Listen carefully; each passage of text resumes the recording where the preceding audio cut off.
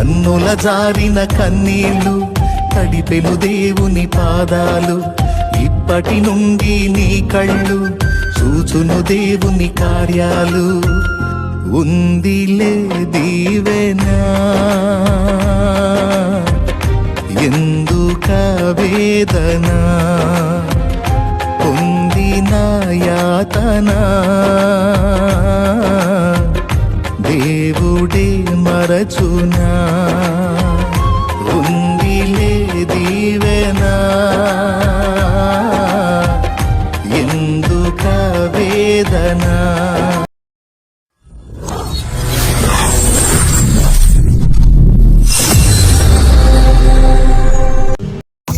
అంధకారమే దారి మూసిన, నిందలేనను కృంగదీసిన. అంధకారమే దారి మూసిన, నిందలేనను కృంగదీసిన. తన చిత్తం నెరవేర్చుతాడు, గమ్యం వరకు నన్ను చేర్చుతాడు. తన చిత్తం నెరవేర్చుతాడు, గమ్యం వరకు నన్ను చేర్చుతాడు. నడిపిస్తాడు నా దేవుడు, శ్రమలోనైనా నన్ను విడువడు. పాస్టర్ నరేంద్ర పాస్టర్ గారు మరి ఆయన జీవనోపాధి కుటుంబాన్ని మరి కోసం పని చేసుకుంటూ కూడా సువార్తని ఎక్కువ శాతం దేవుని పని ఎక్కువ చేస్తారు, ఇంటి పని తక్కువ చేసుకుంటారు. దేవుని స్తోత్రం. అనేక చోట్ల నుంచి వచ్చే దుప్పట్లు కానీ బట్టలు ఇంకా ఆహారం కానీ ప్రతి చోట వాళ్ళ పేదలకి ఆటోలో వేసుకొని ఆ చూడండి ఆటోలో తన కష్టార్జితాన్ని డబ్బులు పెట్టి కొని మరి అలాంటి విధవరాళ్ళకి మరి ఒంటరిగా బతుకుతున్న ఆడవాళ్ళు పేదవాళ్ళకి మరి నరేంద్ర గారు మరి వయసు ఎంత యవనస్తుడైనప్పటికీ కూడా మరి తన కుటుంబాన్ని పోషించుకుంటూ దేవుడి పని ఘనంగా చేస్తున్నారు నరేంద్ర పాస్టర్ గారు. అందుకని నాకు ఇష్టం. అంటే చాలామంది పెద్ద పెద్ద పాస్టర్లు నాకు పిలిస్తే వస్తారు కానీ దేవుడి పని హృదయపూర్వకంగా చేసేవారిని మనం గుర్తించాలి. కాబట్టి పాస్టర్ గారు మరి యవనస్తులు దేవుడి పని ఎంతో శ్రద్ధతో చేస్తున్న పాస్టర్ గారు మన మధ్యలో ఉన్నారు. వారి కొన్ని మాటలు పరిశ్రద్ధగా ఉన్నారు. ఈ అవకాశాన్ని పాస్టర్ గారు చేస్తున్నారు. దేవుని స్తోత్రం. ప్రభు నామంలో కూడి వచ్చిన అందరికీ నన్ను ప్రేమతో ఆరాధించిన అందరూ ఒకసారి చేతుల్లో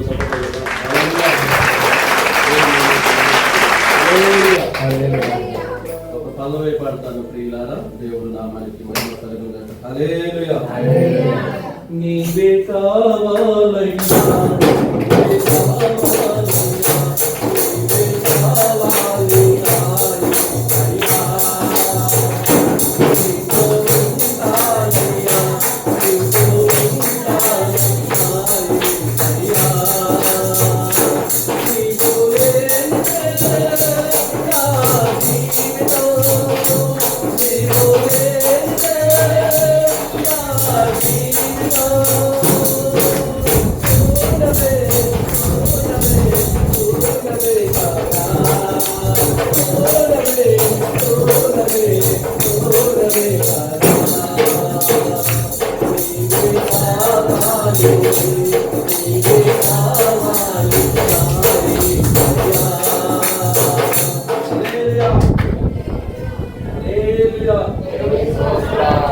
పాట ఎందుకు పాడానంటే ఆయన లేకపోతే మన జీవితం శూన్యం.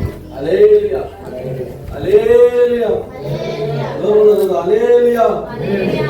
ఇలాగా దేవుడి యొక్క వాక్యం కిందాం. ప్రతి ఒక్కరు కూడా మీ బైబిల్ తీసుకుని జాగ్రత్తగా దేవుడి యొక్క వాక్యాన్ని జ్ఞాపకం చేసుకుందాం. బైబిల్ ఎంతమంది కాడ ఉన్నది? బైబిల్ అందరి కాడ ఉందా? హల్లెలూయా. ఈరోజు ప్రియులారా చాలా మందికి బైబిల్ గురించి తెలియదు, బైబిల్ యొక్క గొప్పతనం గురించి తెలియదు. బైబిల్లో రాయబడిన వాక్యాలు తెలియదు. ఇప్పుడు బైబిలే తెలియనప్పుడు, బైబిల్ వాక్యమే తెలియనప్పుడు ఇక దేవుడి గురించి మనకి ఏం అర్థమైంది? దేవుడి గురించి మనకి ఏం చేసింది? అవునా కదా? మన ఇంటికి న్యూస్ పేపర్ వస్తేనే రాష్ట్రంలో జరిగిందంతా మనం చూడగలుగుతాం, చదవగలుగుతాం. అసలు ఆ పేపరే రాకపోతే, అవునా కదా? మన చేతిలో ఉన్న 66 పుస్తకాల గురించి దేవుడు ఎంత చక్కగా చెప్పిండో ఒక్కసారి బైబిల్లోకి వెళ్దాం. ఇలా యోహాను సువార్త 5వ అధ్యాయము 39వ వచనాన్ని జ్ఞాపకం చేసుకుందాం. ఇలా బైబిల్ ఉన్న వాళ్ళందరూ ప్రక్కన తీసి చదివి సహాయం చేయాలి. ప్రియులారా, యోహాను సువార్త 5వ అధ్యాయం 39వ వచనం, లేఖనముల యందు నీకు నిత్య జీవం కలదని తలంచుతూ వాటిని పరిశోధించుతున్నారు. హల్లెలూయా, హల్లెలూయా. ఇప్పుడు లేఖనములను మనం ఏం చేయాలంటే, లేఖనముల యందు మనకి నిత్య జీవం కలదు. అంటే ఈ లేఖనముల యందు మనకి ఏం కలుగుతుంది? నిత్య జీవం కలుగుతుంది. మనం ఈరోజు యేసుక్రీస్తుని ఎందుకు నమ్ముకున్నాం? యేసుక్రీస్తు నామంలో ఎందుకు మనం బాప్తిసం తీసుకున్నాం? యేసుక్రీస్తుని సొంత రక్షకుడిగా మనం ఎందుకు అంగీకరించను అన్నది మనం ఆలోచన చేస్తే నిత్య జీవంలో మనం పొందుకోవాలని, నిత్య జీవంలోకి మనం ప్రవేశించాలని. ఎందుకు? ఈ జీవితం శాశ్వతమైనది కాదు, ఈ లోకము శాశ్వతమైనది కాదు, ఈ శరీరం కూడా శాశ్వతమైనది కాదు. ఏది శాశ్వతమైనది కాదు కాబట్టి శాశ్వతమైన లోకం పరలోకం కాబట్టి ఆ పరలోకం పొందుకోవాలంటే ప్రభు అయిన యేసుక్రీస్తు ద్వారానే మనకి సాధ్యమైందని మనం ఏం చేయాలంటే నిత్య జీవంలోకి ప్రవేశించడానికి మనము యేసుక్రీస్తు నామములో బాప్తిసం పొందాం. చప్పట్లు పడదాం. ఈ రోజు మీకు బైబిల్ ఎంత గొప్పదో మీకు అర్థమయ్యేటట్టు చెప్తాను ప్రియులారా. తక్కువ టైంలోనే ఎక్కువ మాటలు చెప్తాను ప్రియులారా, చాలా జాగ్రత్తగా విందాం ప్రియులారా. ఇప్పుడు లేఖనముల యందు నిత్య జీవం కలదని తలంచుతూ పరిశోధించుతున్నారు అని మనకి కనపడుతుంది ప్రియులారా. నిజంగా ఈ లేఖనాలు ఏంటి? 66 పుస్తకాలతో కూడిన మహాపరిశుద్ధమైన గ్రంథం. ఈ మహాపరిశుద్ధమైన గ్రంథం కొత్త నిబంధన పుస్తకాలేంటి, పాత నిబంధన పుస్తకాలేంటి ఎవరికైనా తెలుసా ప్రియులారా? హల్లెలూయా. అమ్మగారు అయ్యగారు వద్దు, మిగతా వద్దు, తెలియదు. హల్లెలూయా.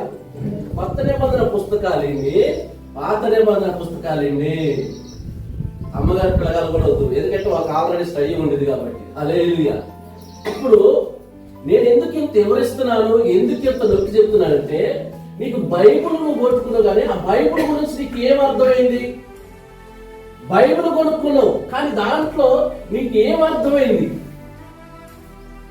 బైబిల్ కొనుక్కున్న నీవు ఆ బైబిల్లో ఉన్న యొక్క ఆదికాండం నుండి ప్రకటన గ్రంథం దాకా, ఈ ఆదికాండం ప్రారంభించింది భక్తుడైన మోషే గారు. ఎవరు? మోషే గారు. ఆదికాండము, నిర్గమకాండం, లేవియకాండం, సంఖ్యాకాండం, నిర్దేశకాండం, ఈ పంచకాండాలు అంటారు. ఈ ఎవరైనా రాసిందంటే భక్తుడైన మోషే గారు రాశారు. మోషే గారు ఎలా రాసిండు? పరిశుద్ధాత్మ సహాయం ద్వారా రాశారు. హల్లెలూయా. మీకు అర్థమవుతుందా? అర్థమైతే చప్పట్లు పట్టండి. ఇప్పుడు ప్రియులారా, ఆదికాండం నుంచి మాలాఖీ గ్రంథం దాకా ఇది పాత నిబంధన పుస్తకం. ఈ పాత నిబంధన పుస్తకం సుమారుగా 39 పుస్తకాలు. ఇది పాత నిబంధన. కొత్త నిబంధనకు వస్తే మత్తయి సువార్త మొదలుకొని ప్రకటన గ్రంథం దాకా వస్తే ప్రియులారా 27 పుస్తకాలు. ఇది కొత్త నిబంధన పుస్తకాలు. హల్లెలూయా. ఇప్పుడు మనం ఈ బైబిల్ని మనం కొనుక్కుంటున్నాం. 500 కొనుక్కుంటున్నాం, 300 కొనుక్కుంటున్నాం, 1500 పెట్టి కొనుక్కున్నాం, 2000 పెట్టి కూడా కొనుక్కుంటున్నాం. మనం దాన్ని మనం చదువుతున్నామా? బైబిల్ కొనుక్కుంటున్నాం. మనం బైబిల్ మీద మనకి ప్రేమ ఉందా? బైబిల్ కొనుక్కుంటున్నాం. మనం బైబిల్ మీద మనసు ఉందా? బైబిల్ కొనుక్కుంటున్నాం. మనం బైబిల్ ఏ రోజైనా మనం చదివామా? ఒకసారి ఆలోచించండి. హల్లెలూయా. మీకు అర్థం కావడానికి ఇంకొంచెం లోతులోకి వెళ్తాను. నేను 10 సంవత్సరాలు గేదెలు కాసిన వాడిని. ఎన్ని సంవత్సరాలు? 10 సంవత్సరాలు. మొదటి సంవత్సరం నాకు 3,000 రూపాయలు ఇచ్చి 3 పూట్ల భోజనం, 2 జతలు బట్టలు, 2 జతలు చెప్పులు ఇచ్చారు. ఎప్పుడు? సంవత్సరాలు. ఈ రోజు ఒక రోజులోనే సంపాదించవచ్చు 3,000. అవునా? సంపాదించవచ్చు. ఇలా ఎందుకు ఇష్టం చెప్తానంటే, అలా 10 సంవత్సరాలు చేసిన వారు ఈ యేసుక్రీస్తుని తెలుసుకున్నాక, ఏమండి ప్రియులరా, నేను అప్పుడు ఈ జీతాలు చేసుకుంటా, గేదెలు కాసుకుంటా, ఎందుకు ఇష్టం చెప్తున్నానంటే మీకు అర్థం కావటం చెప్తున్నారు. ఇప్పుడు బైబుల్ ఎప్పుడైతే నేను యేసుక్రీస్తుని గురించి తెలుసుకున్నానో, యేసుక్రీస్తుని తెలుసుకున్నాక వెంటనే నేను బైబుల్ కొనుక్కున్నాను. బైబుల్ కొనుక్కున్నాను కానీ బైబుల్ చదవటం రాట్లా. బైబుల్ అయితే కొనుక్కున్నాను, బైబుల్ చదవటం రాట్లా. బైబుల్ కొనుక్కొని చదవాలని ఆశ ఉంది కానీ నాకు చదువు రాదు. అక్కడ అయ్యగారు తీసి వాక్యం చెప్తుంటే బైబుల్ చెప్తున్నా కానీ ఏమొద్దాయో ఏమొచ్చినో తెలియదు. ఈ చర్చ నుంచి బయటికి పోయినాక కొంతమంది ఉంటారు కదా ఫ్రెండ్స్, వాళ్ళు అడిగారు, మీ యొక్క బైబిల్ గురించి చెప్పు, మీ బైబిల్ గొప్పతనం ఏంటి చెప్పు అని అడిగితే వాళ్ళ ముందు తలకాయ వేసుకొని పోయేది. ఏం పోయేది? ఎందుకంటే మనకు రాదు కదా. మరి బైబిల్ గురించి తెలియనప్పుడు మనం ఏం చెప్పగలుగుతాం? చదివేమో అసలు లేదు, 0 చదువు. మరి ఈ బైబిల్ని కొనుక్కున్నాను. రోజు ఏం చేసేదంటే మంచం కింద పెట్టుకోలేదు. ఎక్కడ? మంచం కింద పెట్టుకునేది. ఎందుకు? దయ్యాలు రాకుండా. కడపల నొప్పి పోతే కడపల నొప్పి మీద పెట్టి పొట్ట మీద పెట్టుకునేది. తలనొప్పి వస్తుందంటే తల మీద పెట్టుకునేది. ఇక మంచి దైవజాతులు వాక్యం చెప్తుంటే బైబిల్ ముద్దు పెట్టి నాకు మంచి మాటలు అందించిన దేవా అనేది. ఇక అంతే మనకు తెలిసిన విషయం. ఇక అంత మించింది లేదు. అయితే నాకు ఒక ఆశ ఉంది, ఏ రోజుకైనా ఈ బైబిల్ నేను చదవాలి అని పట్టుదల కలిగి బైబిల్ చదవటానికి 40 రోజులు ఫాస్టింగ్ ప్రార్థనలు కూర్చున్నాక దేవుడి మీద యుద్ధం చేసుకున్నాను. హల్లెలూయా. నేను బైబిల్ అయితే కొనుక్కున్నాను కానీ నేను బైబిల్ చదవలేకపోతున్నాను అని దైవజనుడు అక్కడక్కడ కొన్ని మాటలు చెప్తుండగా అవి బాగా గట్టి పట్టుకున్నాను. ఇగో మోషే గారు ఆడ గొర్రెలు కాసాడంట, ఆయన నత్తివాడంట, ఆయన పిలుచుకొని చక్కగా మాట్లాడించినను. ఇక ఆయన శాపం పట్టే శిష్యులు పిలుచుకున్నావు, వాళ్ళని భూమిని తలకింద చేసే విధంగా ప్రసంగాలు చేసే విధంగా చేసినావు. ఎక్కడో ఇద్దరైన పామరులందరినీ ఆ పెంతెకొస్తు దినాన మేడగదిలోకి ఎక్కి వారు ప్రార్థన చేస్తుండే పరిశుద్ధాత్మతో నెట్టుబడి అనేకమైన భాషలో మాట్లాడారు. ప్రభా, మరి నాకు నీ బైబిల్ చదవాలని ఉంది, నేను నీ వాక్యం నేను నేర్చుకోవాలని ఉంది, నీ వాక్యం నేను చదవాలని ఉంది, నాకు వాక్యం నేర్పనే. ఎన్ని రోజులు ఫాస్టింగ్ ప్రార్థన ఉన్నా? 40 రోజులు ఉన్నా. హల్లెలూయా. 40 రోజులు ఫాస్టింగ్ ఎట్లా తెలుసా ప్రియులరా? 10 పూట 1 కేజీ ఉప్మా రవ్వ, మధ్యాహ్నం 1 లీటర్ పాలు, 4గింటప్పుడు 50 స్పూన్లు అట్ట కాదు ప్రియులరా. ఒక్క పూటే భోజనం చేసేది, అది 1 గంటప్పుడు చేసేది, మళ్ళీ రేపు 1 గంట దాకా ఏమీ ఉండకపోయింది. హల్లెలూయా.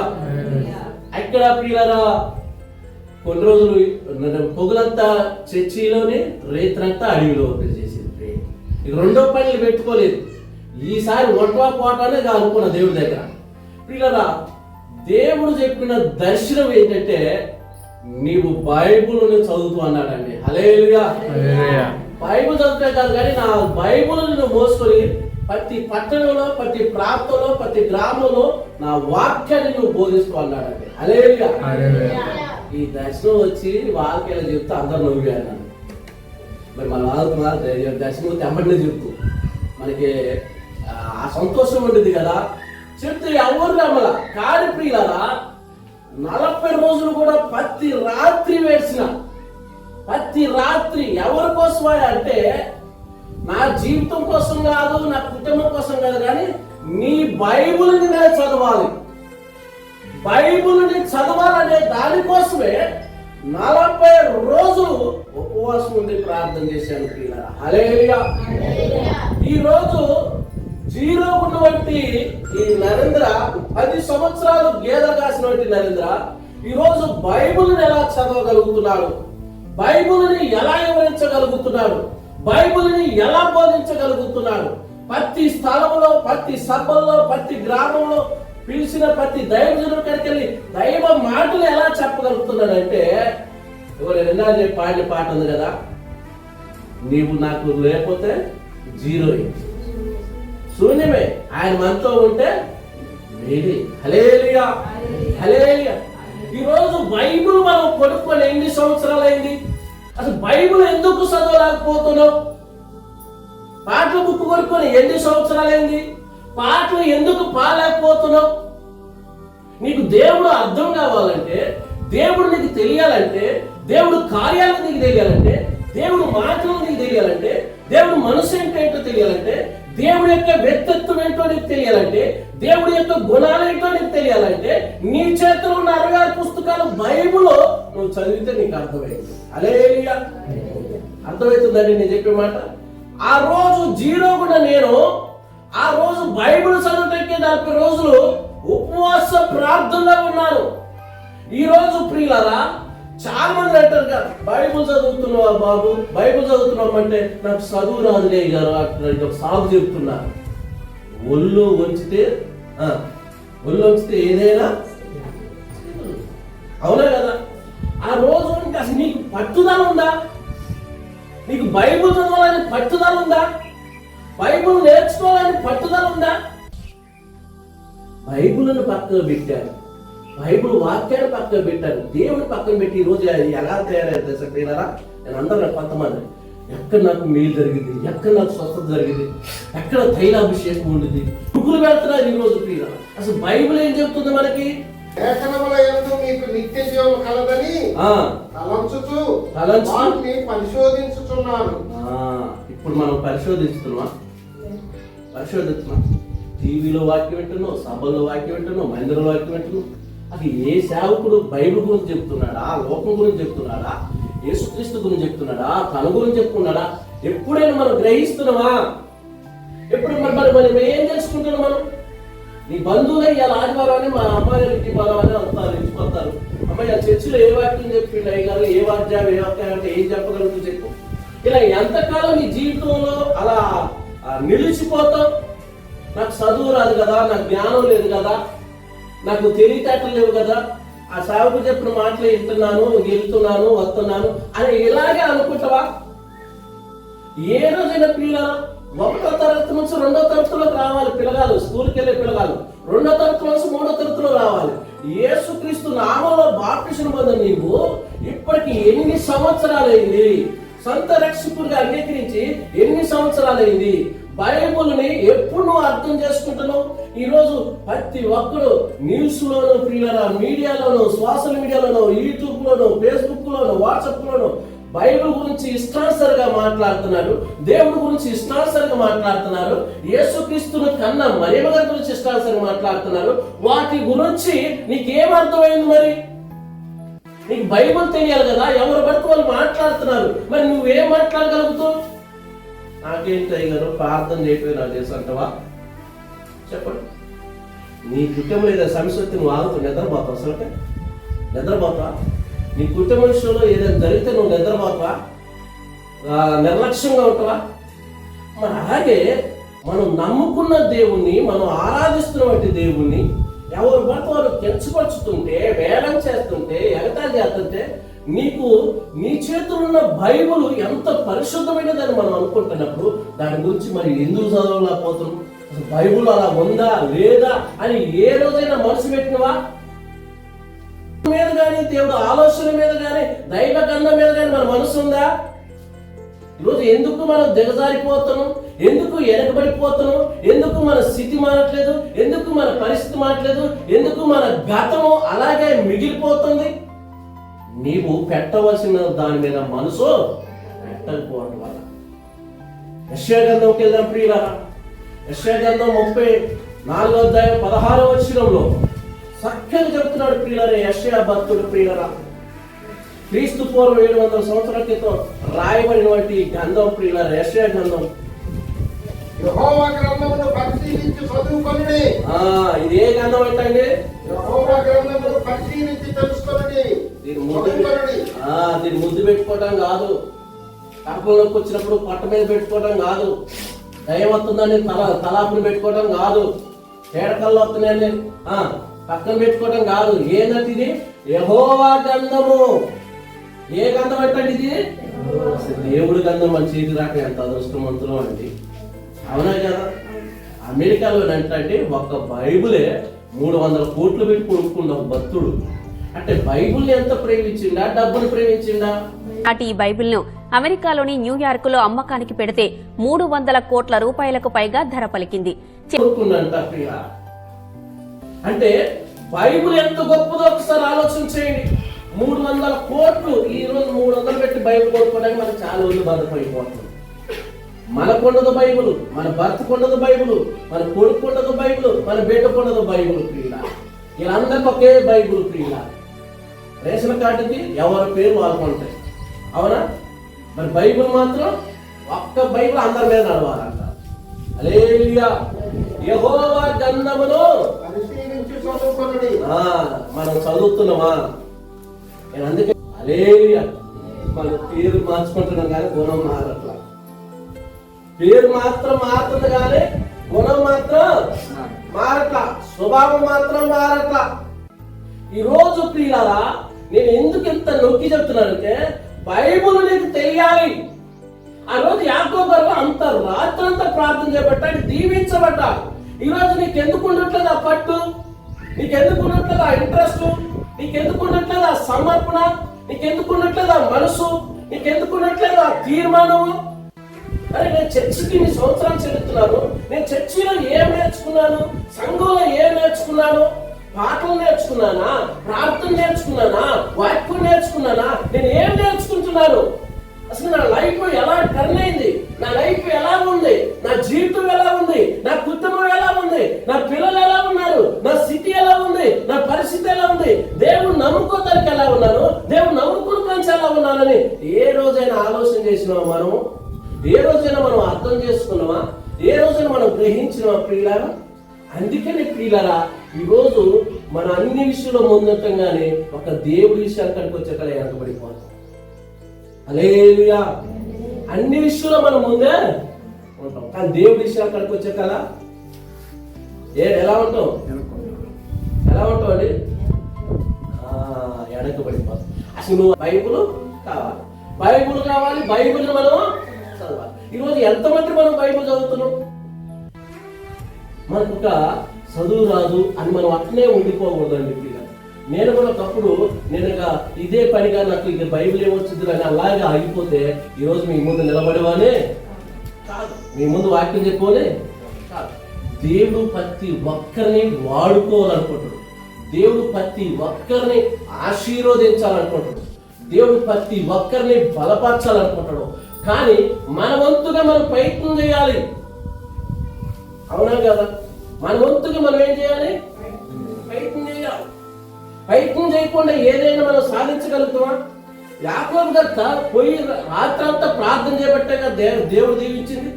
మరి మన వంతుగా మనం ఏం చేస్తాం? ఈరోజు మనకి ఆ రోజులో ప్రియులారా దీపాలే, ఈరోజు మనకి లైట్లు ఉన్నాయి, ఫ్యాన్లు ఉన్నాయి, ఏసీలు ఉన్నాయి, కరెంట్లు ఉన్నాయి. బైబిల్ అని చదువుతుంటే పొరపాటు కాదు, సెల్లులో మూతి పెడతాం, టీవీలో మూతి పెడతాం, ఆ ఇంటికి ఇంటివి ముచ్చట్లు చెప్తూ. కానీ బైబిల్ని ఎప్పుడైనా నీ ముందేసుకొని ప్రభువా నీ కన్నా నేను చదవాలని మోకాలు వేసి ఆకాశం వైపు దేవుడి వైపు ఎప్పుడైనా చెప్పాను, ప్రభువా నీ బైబిల్ నేను చదవాలయ్యా, ప్రభువా నీ బైబిల్ నేను నేర్చుకోవాలయ్యా, నీ బైబిల్ నేను అర్థం చేసుకోవాలయ్యా, అయ్యా నాకు నీ బైబిల్ నేర్పయ్యాని ఏ రోజైనా నువ్వు ప్రార్థన చేశావా? ఏ రోజైనా దేవుణ్ణి అడిగావా? అలాగే పాటలు కూడా, అమ్మ పాట పాడాలంటే నాకు రాదయ్యారు పాట, ఎందుకమ్మంటే నాకు చదువు లేదు అయ్యారు. బైబిల్లో చూస్తే చాలా మంది భక్తులు చదువే లేదు. హల్లెలూయా. ఆ రోజు ఆ టెక్నాలజీ, ఈరోజు అన్ని టెక్నాలజీ వచ్చింది, అన్ని టెక్నాలజీ వచ్చినాయి ప్రియ. ఈరోజు బైబుల్ని కానీ పాటలు కానీ ప్రార్థన కానీ ప్రభువా నీ బైబుల్ చదవాలి, ప్రభువా నీ పాటలు నేను నేర్చుకోవాలి, ప్రభువా నీ ప్రార్థన నేర్చుకోవాలని ఏ రోజైనా మనసు పెట్టి ప్రార్థన చేసినవా? ఏ రోజైనా పట్టుదలతో ప్రార్థన చేసినవా? ఏమండి, ఒక అమ్మాయిని ఒక అబ్బాయికి ఇవ్వాలంటే ముందు ఆ అబ్బాయి యొక్క బ్యాక్గ్రౌండ్ ఏంటి, ఆ తల్లిదండ్రుల బ్యాక్గ్రౌండ్ ఏంటి, ఆ గ్రామంలో వాళ్ళు ఎటువంటి వాళ్ళు, వారు మంచోలా కాదా, పద్ధతి కల్లోలా కాదా, మట్టుకున్నోలా కాదా, ఆ ఊర్లో వాళ్ళకి ఎటువంటి పేరు ఉందని ముందు ఏం చేస్తామంటే ఎంక్వైరీ చేస్తాం. ఎంక్వైరీ చేసినాక అప్పుడు అందరం వెళ్ళి అబ్బాయినే ఇంటికి వెళ్తాం. అంటే ఎంక్వైరీ చేయకపోతే మనం వెళ్తామా? ఏమండి, బతికి 70-80 సంవత్సరాల గురించి అమ్మాయి గురించి అబ్బాయి ఆలోచన చేస్తారు, అబ్బాయి గురించి అమ్మాయి ఆలోచన చేస్తారు. ఏమంటే ఈ 70-80 సంవత్సరాలకి ఎంత ఆలోచన చేస్తుంటే నిత్య జీవంలోకి వెళ్తున్న మనం ఇంకెంత ఆలోచన చేయాలి బైబిల్ మీద. నిత్య జీవంలోకి ప్రవేశించాలంటే మనం ఎంతగా బైబిల్ మీద ఫోకస్ పెట్టాలి. ఈరోజు బైబిల్ మీద ఫోకస్ లేదు మనకి. బైబిల్ మీద మన ఫోకస్ ఉంటే మన బైబిల్ చెప్పగలుగుతాం, చదవగలుగుతాం, బోధించగలుగుతాం. ఎప్పుడు ఏమని పిల్లలు బొమ్మ షాపులోనే ఆ బొమ్మలాగే నిలబడేటట్టుగా ఈరోజు చర్చిలు చాలా మంది అట్నే ఉన్నారు, బొమ్మలాగా ప్రియుల. ఇక పాడబారు, ప్రార్థన చేయరు, వాక్యం చదవరు, రెఫరెన్స్ చదవరు, పరిచర్య చేయరు, ప్రార్థనలో ముందు ఉండరు. ఇక ఏంది మరి? నేను క్రైస్తవుని. ఇదేనా మనం చెప్పుకోవటం? ఇదేనా మన డబ్బా? మన జీవితంలో ఒక అర్థం ఉండాలి కదా, మన బతుకులో ఒక అర్థం ఉండాలి కదా. ఏం నేర్చుకుంటున్నాం మనం? మన ఫ్రెండ్స్కి ఏం చెప్తున్నాం, మన బంధువులకి ఏం చెప్తున్నాం, మన స్నేహితులకి ఏం చెప్తున్నాం? రేపు దేవుడికి విరోధంగా ఉన్న మనుషులు నీకు ఎదురవుతారు, బైబిల్కి విరోధంగా ఉన్న మనుషులు ఎదురవుతారు. మనం ఇన్ని సంవత్సరాల నుంచి ప్రార్థన పోతున్నాం కదా, నీ దేవుడి గురించి చెప్పమంటే నువ్వు ఏం చెప్పగలుగుతావు? అయ్యా ఇన్ని సంవత్సరాల నుంచి నువ్వు ప్రార్థన పోతున్నావు అయ్యా, నీ బైబిల్ గురించి చెప్పంటే నువ్వు ఏం చెప్పగలుగుతావు? బైబిల్లో అన్నీ ఉండే, బైబిల్లో అన్ని మంచి జ్ఞానం లేని వారు, తెలివి లేని వారు, వివేకం లేని వారు అద్భుతంగా దేవుడు పరిచయం చేసినట్టుగా ఉంది కదా అని వాళ్ళే మనకి ప్రసంగాలు చేస్తుంటే నువ్వు ఏం సమాధానం చెప్పి ఒక క్రైస్తువుడు నువ్వు ఏం చెప్పగలుగుతావు? ఒకసారి ఆలోచించి. ఎంత బాధకరం. నలుగురిలో నిన్ను అడిగితే ఏమనిపించింది? ఏమా సరే ఇన్ని సంవత్సరాలు ప్రార్థన పోతాం, సరే పారబాటం రాదమ్మా అంటే నీకు ఏమనిపించింది అండి? నవ్వుతువా? అసలు మొక్కలో కళ ఉందిద్దా? జీవి ఎంత బాధపడతావు? మనుషుల ముందు బాధపడిపోయినా ఏంది నన్ను అంతమంది అలా మాట్లాడుతున్నారు, ఎందుకు నన్ను అన్నారు, నన్నప్పుడు ఎందుకు అన్నారంటే అలా అన్నా కానీ బుద్ధి రావాలి కూడా అంటారు. రోసం రావాలి. ఒక క్రైస్తవురాలుగా నీకు రోసం రావాలి. ఈరోజు బైబుల్ని నువ్వు చదవలేకపోతుంటే, బైబుల్నే నువ్వు ధ్యానం చేయలేకపోతే నీ జీవితం ఏమర్థమైంది? నీ జీవితం పట్ల, నీ కుటుంబం పట్ల ప్రియులా దేవుడికి దూరం అవుతున్నావు, దేవుడి యొక్క మనసుకు దూరం అవుతున్నావు.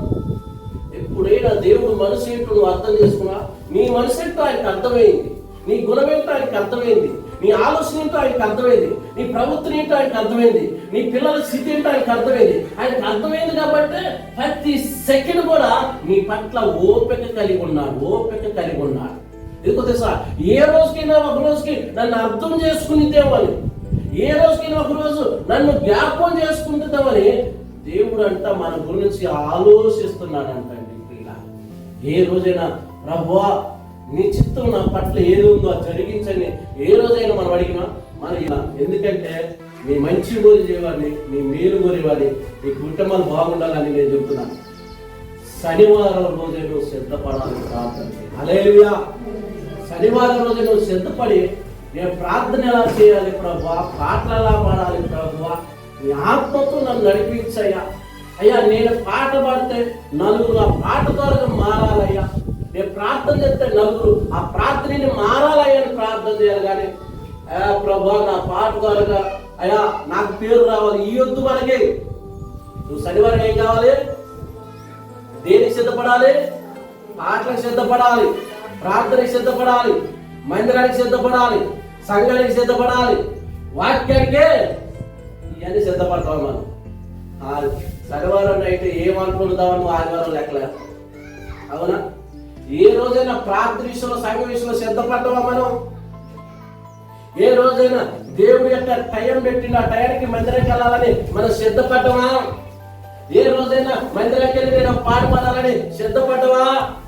ఏ రోజైనా మందిరానికి వెళ్ళి నేను ప్రార్థన చేయాలి, ప్రార్థన పిలుపు నాకు రావాలి ప్రభువా, అయ్యా దైవజనుడు పిలువయ్యా, ప్రార్థన చేయవయ్యా, అయ్యా నేను ప్రార్థన చేస్తానయ్యా, నాకు ప్రార్థన నేర్పించని ఏ రోజైనా నువ్వు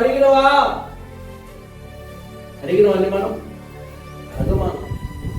అయ్యగారి పాత్రలు అయ్యగారి చెప్పుకుంటాడు, అయ్యగారు ఏంటాడు, మనం విందాం వెళ్ళిపోతాం. యాకోబు పత్రికలో రాని ప్రియులారా, యాకోబు పత్రిక చూడండి, యాకోబు పత్రిక 1:5. ఎందుకు ఇన్ని మాటలు నేను చెబుతున్నానంటే మీకు అర్థం కావాలి. దేవుడు ప్రియులారా నువ్వు నత్తివాడువైనా, నీకు చదువు లేకపోయినా, జ్ఞానం లేకపోయినా ఆయన నిన్ను నిలవబెట్టుకుంటాడు. మీలో ఎవరికైనా జ్ఞానము పొదువుగా ఉన్నవేళ ఎవరిని అడగాలి? ఏం అడగాలి? ఏం తక్కువైతే అడగబడుతున్నాడు? నూనె తక్కువైతే, బియ్యం తక్కువైతే కాదు. ఏందట? జ్ఞానం. ఏ జ్ఞానము? దేవుడి జ్ఞానం, దేవుడి ఆత్మీయత, దేవుడి యొక్క పరిశుద్ధత, దేవుడి యొక్క విశ్వాసము మనకి ఏమి రానప్పుడు ప్రభువా నువ్వే నాకు దిక్కని ఆయన పాదాల మీద పడి, అయ్యా నువ్వే నాకు జ్ఞానాన్ని దయచే, నువ్వే నాకు తెలివిని దయచే, నువ్వే నాకు వివేకం దయచే అని నువ్వు ఆయన పాదాల మీద పడితే ప్రియులారా మీకు మించిన జ్ఞానం ఈ లోపల ఎవరికే లేదు. ఎందుకంటే దేవుడిచ్చే జ్ఞానం అటువంటిది కాదు. ఎందుకంటే మీ మధ్య నేనే సాక్షి, నీకు ఎవరో అవసరం లేదు. హల్లెలూయా. ఎక్కడో 10 సంవత్సరాలు జీతాలు చేసిన వాళ్ళు, ఏదో అచ్చదీపం పడిపోయిన వాళ్ళు, హల్లెలూయా. సరిగా బట్టలు వేసుకోవటం రానివాడు, సరిగా మాట్లాడటం రానివాడు. నేను పాట పడితే వెనక చాలా మంది నవ్వారు, చర్చిలో చాలా మంది నవ్వారని నేను ఏ రోజు అలవాటు ముందున్న యేసుక్రీస్తు వైపు చూశాను. హల్లెలూయా. నవ్వులందరూ అలాగే ఉన్నారు, నేను మాత్రం ముందుకు వెళ్ళిపోతున్నా. హల్లెలూయా. వచ్చిన దేవుడు పరిశుద్ధమైన దేవుడు. హల్లెలూయా. ఏదో పాట సమయం వచ్చింది పాట పాడాలి కాదు, నువ్వు పాట పాడుతుంటే పరమ తండ్రి పరవశించిపోవాలి. నువ్వు పాట పాడుతుంటే నీ ముందు కూర్చున్న వాళ్ళకు హృదయాలు కదిలింప చేయాలి. మీలో ఎవరికైనా జ్ఞానం పొందుకుంటే అతడు దేవుడిని అడగవలేదు. ఎవరిని అడుగుతున్నావు మనం ఈరోజు? ప్రభువా నీ పాటలు నేర్పించని ఎవరిని అడుగుతున్నావు? ప్రభువా నీ వాక్యం నేర్పించని ఎవరిని అడుగుతున్నావు? ఈరోజు ఎవరిని అడుగుతున్నావు? 24 గంటలు మన జీవితంలో గడిచిపోతున్నాయి. 24 గంటల్లో దేవుడికి ఎన్ని గంటలు ఇవ్వాలి మనం? చెప్పండి. 2 గంటలు ఇవ్వాలి. 2 గంటలు రోజుకు 1 గంట మనం దేవుడికి సమయిస్తున్నామా? రోజుకు 1 గంట అయినా, 1 అర్ధ గంట పాటలు పాడి, 1 పావుగంట ప్రార్థన చేసి, 1 పావుగంట వాక్యం మనం చదువుతున్నామా? నిజంగా మనం దేవుడికి దగ్గర అవుతున్నా దూరం అవుతున్నా? అందరికేమో మంచిగా కనపడుతున్నావు, నువ్వు దేవుళ్ళు ఉన్నట్టుగా, దేవుళ్ళు ఎదిగినట్టుగా, చక్కగా ప్రార్థన చేసినట్టుగా, పాటలు బట్ట ఎత్తుతాం. కానీ అసలు రియల్ జీవితంలోకి వచ్చిన దేవుడు నీ ఆత్మీయ విషయాలకు వచ్చాక కదా నువ్వు దేవుడికి ఎంత దూరం అయిపోతున్నావు? ఒక్కసారి మీరు ఆలోచించండి, దేవుడికి ఎంత దూరం అయిపోతున్నావు? ఒక్కసారి ఆలోచించండి. నువ్వు మనుషులకి దగ్గర కాదు, దేవుడికి దగ్గర ఉండాలి. మనుషులకి దగ్గర కాదు, వాక్యానికి దగ్గర ఉండాలి. నిన్ను ప్రేమించింది యేసయ్య, నిన్ను కాపాడేది యేసయ్య, నిన్ను స్వస్థపరిచేది యేసయ్య, నిన్ను బలపరిచేది యేసయ్య. ఆ యేసయ్యకి నువ్వు దూరం అవుతున్నా దగ్గర అవుతున్నా? అందుకని ఇశ్రాయేలు ప్రజల్ని ఉద్దేశించి మంచి మాట్లాడడం, వీరు పెదవులతోనే నన్ను గణపరుస్తున్నారు కానీ ఇలా హృదయాలు నాకు చాలా. మరి మన వ్యక్తులను ఒక్కసారి అలా ఉంది.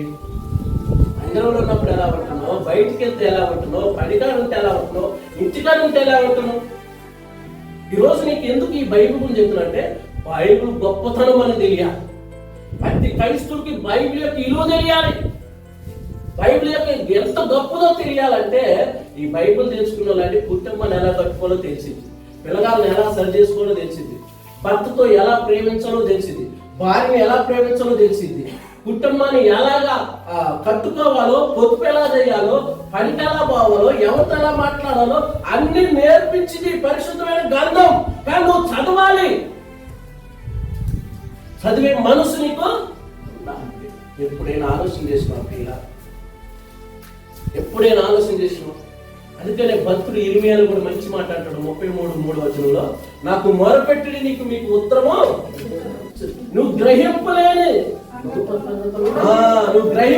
గొప్ప మనం మొరపెట్టే మనసు మనకు ఉందా? చెప్పండి, మనం మొరపెట్టే మనసు ఉందా? మొరపెట్టే ఓపిక మనకుందా? మోకాలేసి ప్రార్థన చేసే మనసు ఉందా? ఉపవాసం ఉండి ప్రార్థన చేసే మనసు ఉందా? దేవుడు పరిచయం చేసే మనసు ఉందా? దేవుడు సంఘంలో క్రమంగా ఉండే మనసు మనకుందా? మనలో ఎన్ని మిస్టేక్లు ఉన్నాయో చూడండి, ఎన్ని పొరపాట్లు ఉన్నాయో చూడండి. దేవుడికి ఎంత దగ్గర అవుతుందో దూరం అవుతుందో ఒకసారి చూడండి. ఈరోజు ప్రియులారా వాక్యం ద్వారా మీతో నాతో కూడా దేవుడు మాట్లాడుతున్నాడు. ప్రియులారా నాతో మీతో అందరితో మాట్లాడుతున్నాడు.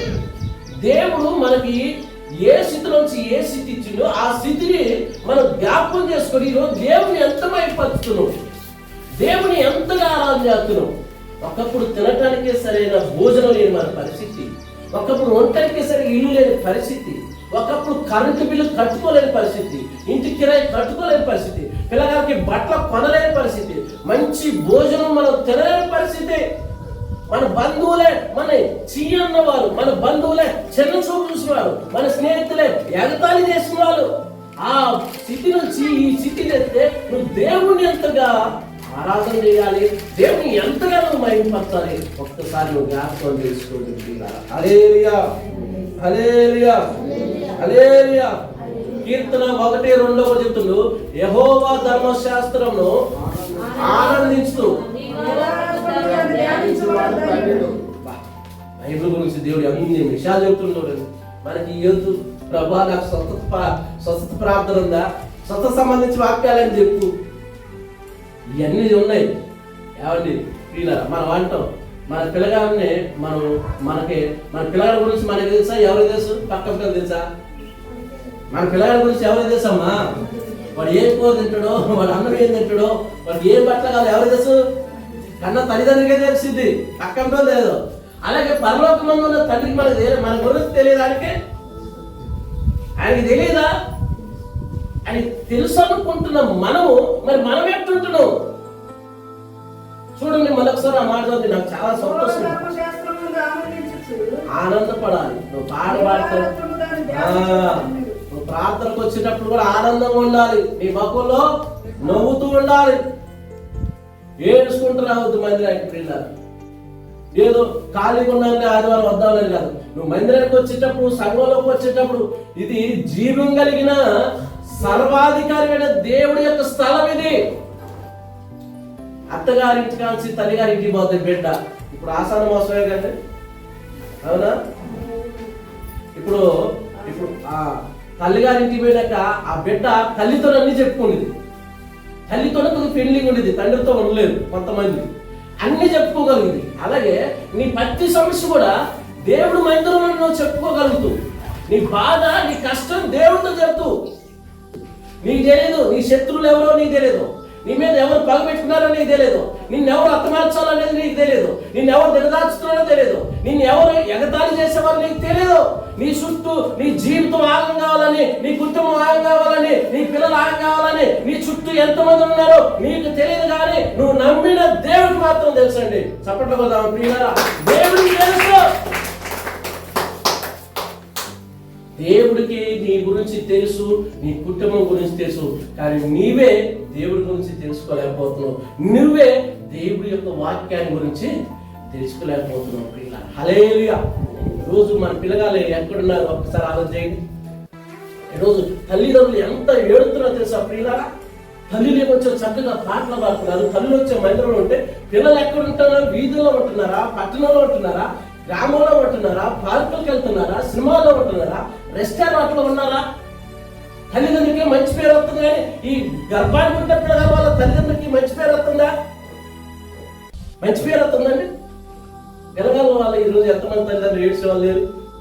అందుకనే బైబిల్ ఏం చెప్తుందంటే, బాలుడిని అడవలసిన వాడికి నువ్వు ప్రార్థనకు వచ్చేటప్పుడు నీ పిల్లగాలను తీసుకొని, నువ్వు ప్రార్థనకు వచ్చేటప్పుడు నీ పిల్లగాలను ఎంట పెట్టుకొని, వాడు స్కూల్కి పోకపోతే నువ్వు ఏం చేస్తావండి? 10 రూపాయలు ఇచ్చి వాడిని పంపిస్తా స్కూల్కి.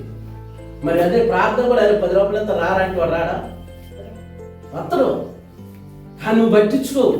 నేను ఒక్కదాన్ని వెళ్ళిపోతే సరిపోద్దురా అంటావు. నువ్వు ఒక్కదాన్ని చచ్చిపోతే పరలోకానికి పోతావు. మరి నీ పిల్లగాలు, మరి నీ భర్త, నీ భార్య, నీ పిల్లలు ఎంతో అలారముద్దుగా పెంచుతున్నారు కదా నీ పిల్లలు. రేపు హఠాత్తుగా జరగడానికి జరిగితే వాళ్ళు ఎక్కడికి వెళ్తున్నారు? ఏమైతుంది వాళ్ళ జీవితం? ఏ రోజు ఆలోచన చేసినవా? ఒక్కసారి ఆలోచన చేయండి. ఈరోజు తల్లిదండ్రులు ఏమో మందిరాలు ఉన్నారు, పిల్లలు ఏమో బీర్ షాప్లో ఉంటున్నారు, ప్యాకెట్లో ఉంటున్నారు, గంజాయి తాగుతున్నారు, సిగరెట్లు తాగుతున్నారు, ఇష్టానుసారంగా బిహేవ్ చేస్తున్నారు. ఆ దుఃఖం ఎవరికి? తల్లిదండ్రులకి కదా. ఆ బాధ ఎవరికి? నిన్ను నమ్మి ఈ లోకానికి పంపిన పరలోకమందు ఉన్న తండ్రికి కదా. అందుకనే బాలుడి నడవలసిన వాడికి ఎప్పుడు నేర్పుతున్నాం మన పిల్లగాలు. అబ్బాయికి ఏదైనా మనకే బాధ, అమ్మాయికి ఏమైనా మనకే బాధ. బాధ కాదా? ఈరోజు మన పిల్లగాలని వాక్యంలో పెంచుతున్నామా? మన పిల్లగాలని ప్రార్థనలో పెంచుతున్నామా? అందుకని ఎఫెసీలో ఉన్న సంఘానికి అపోస్తలుడైన పౌలు చెప్తున్న ప్రియులారా, 6వ అధ్యాయం 4వ వచనం, తండ్రులారా మీ పిల్లలకి కోపం లేక ప్రభు యొక్క శిక్షలోను ప్రభు యొక్క బోధనను వారిని మనం కిరాణా కొట్టు చుట్టూరే పెంచుతున్నాం. వాడు అడిగిన బట్టలు కొనేస్తూ, వాడు అడిగిన ఐస్ క్రీమ్ కొనేస్తూ, అడిగిన అన్ని కొనేస్తూ, కానీ వాడి జీవితం గురించి మాత్రం ఆలోచన చేయట్లా. ఆ చిన్నపిల్లగాళ్ళండి వస్తలేండి. నేను మా కూతురికి మా కొడుకుకి పిల్లల బాప్టిషన్ ఒక 3 సంవత్సరాల క్రితం ఇచ్చిన. ఎత్తంటే కొంతమంది అంటారు, ఈ వయసులో ఎందుకు ఎత్తనం అయ్య గారు, నీకు బైబిల్ గురించి తెలుసా అన్నా. నేను అన్నాను, బైబిల్ గురించి తెలుసు, పిల్లగాల గురించి తెలుసు, రాబోతున్న పరిస్థితి అంతా కూడా ఎట్ట తెలుసు అయ్య గారు అంటే బైబిల్ చదివినా నేను. వాళ్ళు మన మాట ఎంతవరకు వింటారు అంతవరకు వింటారు. మన మాట మనం దాటిపోతే మన మాట వాళ్ళు వింటారు. అది ఇద్దరికి బాప్టిషన్ ఇచ్చానండి. హల్లెలూయా. ఇద్దరికి చిన్న వయసులోనే బాప్టిషన్ ఇచ్చింది.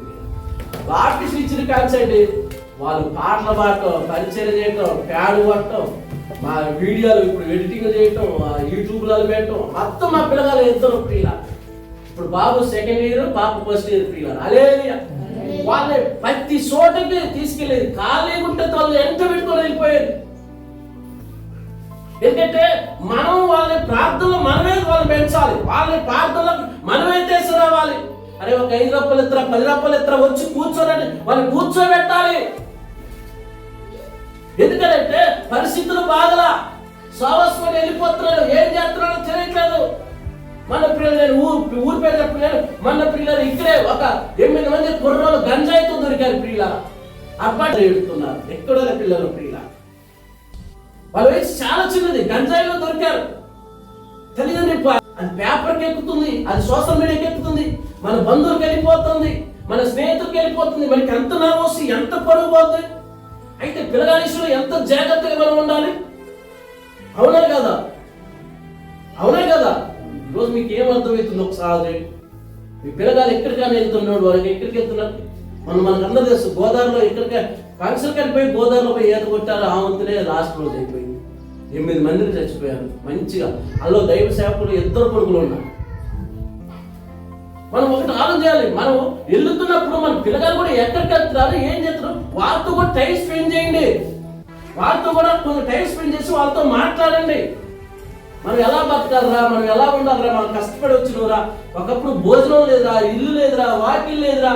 ఈరోజు ఏసై నమ్ముకోబట్టే మనం ఈ స్థితిలో ఉన్నారా. ఏసై నమ్ముకోబట్టే ఈ భోజనం దొరుకుతుందిరా. ఏసై ఉండబట్టే ఈ 3 పూట్ల అన్నం కడుపులో పోతుందిరా. ఏసై నమ్ముకోబట్టే మంచి బట్టలు కట్టుకున్నాడురా. ఏసై ఉండబట్టే మంచి ఇల్లు వచ్చిందిరా, మంచి చోటు వచ్చిందిరా. ఆ ఏసై మందిరానికి రాని వారితో టైం స్పెండ్ చేయండి, అమ్మాయితో టైం స్పెండ్ చేయండి, భర్తతో టైం స్పెండ్ చేయండి, భార్యతో టైం స్పెండ్ చేస్తే అప్పుడు వాళ్ళ మైండ్ సెట్ ఏమన్నా మార్పు వచ్చింది. నీ తీరాను ఏమన్నా దులుపుకొని బైబిల్ తీసుకుని వస్తాం, మౌనం కూర్చుంటాం, పైసం చేస్తాం, హల్లెలూయా స్తోత్రం అంటాం, మళ్ళీ వెళ్ళిపోతాం. నీ పిల్లలు ఏం చేస్తున్నారు, నీ భార్య ఏం చేస్తుంది, నీ భర్త ఏం చేస్తున్నారు, అవతల మంచి పేరు చేస్తున్నారా, చెడ్డ పేరు చేస్తున్నారా? ఎంత జాగ్రత్తగా దైవ గ్రంథంలో మన గురించి దేవుడు రాయించిందో ఒక్కసారి మీరు ఆలోచన చేయండి ప్రియులా. ఒక దైవ సేవకుడిగా మీ మంచి కూడా చెప్తున్నాను. ఈరోజు తల్లిదండ్రులకి మహేంద్రలో ఉంటున్నారు, కానీ పిల్లలు ఎక్కడ ఉంటున్నారు? మహేంద్రలో మీరు మంచిగా పాటలు పాడుతున్నారు, కానీ మీ పిల్లలు ఎలా ఉంటున్నారు? వారి యొక్క గుణాలు ఎలా ఉన్నాయి, వారి బిహేవియర్ ఎలా ఉంది, వారి క్యారెక్టర్ ఎలా ఉంది? ఒక్కసారి మీరు ఆలోచన చేయండి ప్రియులారా. హల్లెలూయా, హల్లెలూయా. అపోస్తల కార్యం 17వ అధ్యాయం 11వ వచనం ముగించు.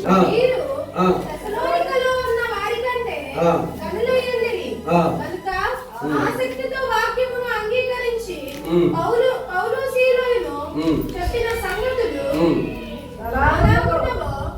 లేవు అని ప్రతి దినము లేఖనములు పరిశోధించుచూ వచ్చిరి. హల్లెలూయా. ప్రతి దినము బైబిల్ చదువుతున్నారంట వాళ్ళు. ప్రతి దినం వాక్యాన్ని ధ్యానం చేస్తున్నారు. మరి మనం చదవండి, దీన్ని కొనుక్కోండి, దీన్ని ప్రేమించండి. దేవుడు తొలతలే నీ కుటుంబమైనా, నీ పిల్లలైనా, భార్య అయినా, భర్త అయినా పిల్ల. బైబిల్ ఇంకో మాట ఉంది, నాకంటే దేన్ని ఎక్కువగా ప్రేమించినో అది నీకు లేకుండా చేస్తాను. అదే 5 రూపాయలు పెండికి గ్యారెంటీ ఉంది, కానీ మనకి గ్యారెంటీ ఎప్పుడు చచ్చిపోతో తెలియదు. చచ్చిపోయాక దేవుడి దగ్గర నువ్వు ఏ సమాధానం చెప్తూ ఒకసారి ఆలోచన చేసుకోండి. అందుకని బైబిల్ కొనుక్కోండి, బైబిల్ని చదవండి. దేవుడు ఈ మాటలు మీ హృదయంలో భద్రపరిచి మిమ్మల్ని మీ కుటుంబాలను దీవించడుగాక. ఈ సమయించిన దైవములకు ప్రభు నామములో వందనాలు.